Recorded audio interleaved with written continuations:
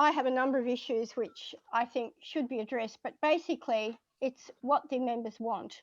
If I'm elected to the committee, where we'll have meetings and discussions and forums with the members, find out exactly what the majority wants, and then we go over all the pros and cons of such, and ultimately, of course, what the majority of members want, once they have all the information to hand, is what we'll go ahead with and press for as much as we possibly can. One thing is a forensic audit. I feel that I definitely want to concentrate on the future, but this is something that absolutely must be done. It's going to hang over the heads of members. People want it. We can't go forward without that. And it's millions and millions of dollars. Much of it can be recoverable, quite possibly. A normal audit, which has a completely different criteria, the normal annual one, simply will not do. A forensic audit is absolutely paramount in this instance. I would dispense with the services of Luminant, not any reflection upon them, but obviously it's a ludicrous situation. The job of the secretary is being leased out at $78,000 to another company. It's never happened before in the 40 years I've been with, going to the club. I find it absolutely ridiculous. Obviously, if you don't want the job of secretary, you don't accept it or you don't apply for it. We would push absolutely for all club rules to be adhered to and respected, rules that have been there since the beginning of the club. And they also were actually not respected prior to COVID. COVID is not an issue in this instance. They were not adhered to prior to that. I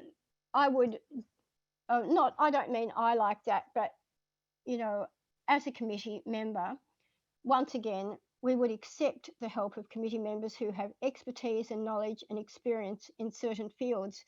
I know people have contacted me. They say they've offered their help. They have great experience in certain fields, for example, commercial property, and they have not been called upon for their opinion for even 1 minute. I would very gratefully, as a committee member, accept their help and hope. I know that the other committee members would do. I'm in touch, or possible committee members would, who I'm in touch with. We have a whole diversity of knowledge and experience out there with our membership.